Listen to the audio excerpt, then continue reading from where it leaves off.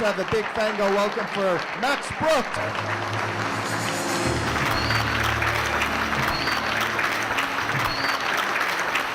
God, thank you for everyone who turned out to see someone else, but not me. I'm going to try sitting, but I probably can't contain myself. I wrote a book called The Zombie Survival Guide, and it's an act... Oh, thank you. No one's more surprised at its success than me, because I didn't write it to be published. I wrote it basically because I was unemployed. And I wanted to remind myself why I became a writer in the first place. And it was a real book on how to fight zombies. It was about, basically it was about Y2K. It was the Y2K scare. And people said, well, we gotta arm ourselves. For Y2K? Okay, whatever. So I sat down and I thought, what if there were really zombies? Instead of going into their world, what if they came into mine? How would I really protect myself?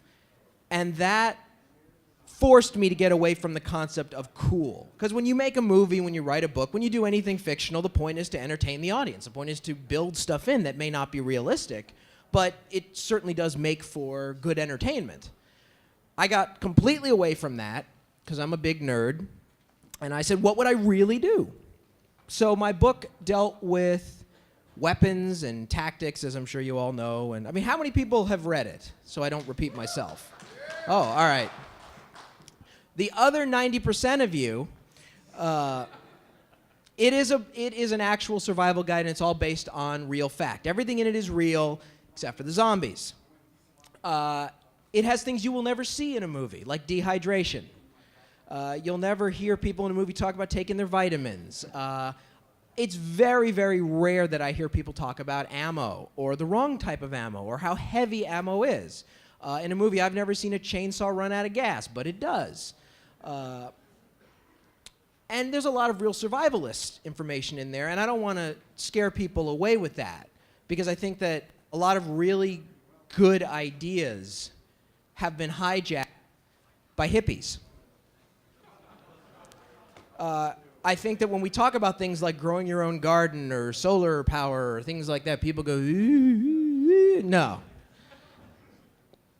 What would the world really look like? So that was the Zombie Survival Guide. I never expected it to be published. Don't take a picture of me. Take a picture of someone better looking and just say it's me. So, all right.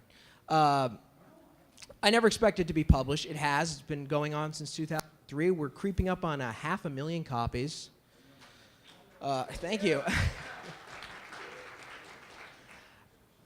And it came time for me to write another book. And I thought, well, taking the concept of reality even farther, what would a zombie outbreak, a global zombie outbreak, really look like? Because most zombie fiction, as I'm sure you all know, is about one dude or like a group of people, and they've got to get from point A to point B, or they got to do something. And throughout the movie or the book, you hear sort of, well, yeah, I heard what's happening in Detroit or China or whatever, but there's very little information about sort of the global perspective. So I thought, all right, that's what I want to read. I want to read a book about a global zombie pandemic. So I sat down and started writing World War Z. And just like Zombie Survival Guide, everything in World War Z is real, except for the zombies. Real science, real politics, real history, real weaponry. I did a lot of homework. Because I'm a big nerd, I'm into the genre. And so what the book is interviews with survivors of the great global zombie pandemic, 10 years after the war. How did you survive? And I take it to China, to Russia, to Japan, Africa, Latin America, survivors who were on a submarine, survivors on the International Space Station. Nothing cool. I mean, what would happen if you were on the International Space Station and suddenly there was no more supply ships coming up? How would you survive? And what would the world look like? What would it look like if you were on board a nuclear sub? What would it look like if you were lost at sea or in the Canadian North? You could almost call the two books a before and after. Sort of in the Zombie Survival Guide, I talk about when it comes, when it happens. Well, in World War Z, it's happened.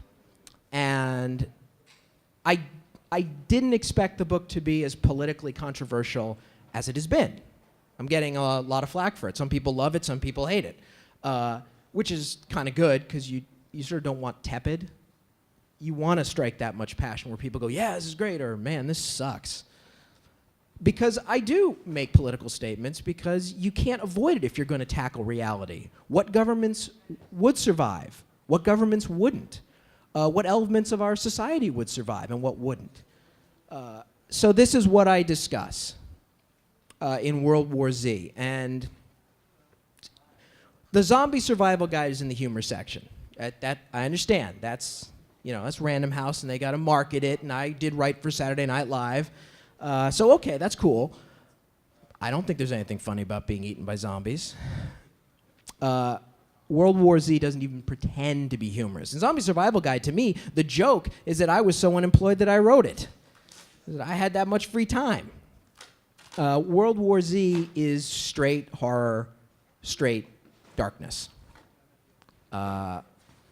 Yeah, there's gore, and there's definitely action, and there's violence, and there's all that other stuff, but there's really also a telling of how would society survive.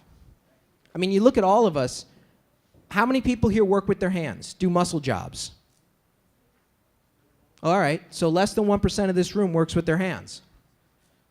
Make things, do things. Most of us, including me, we type on computers, we talk on the phone.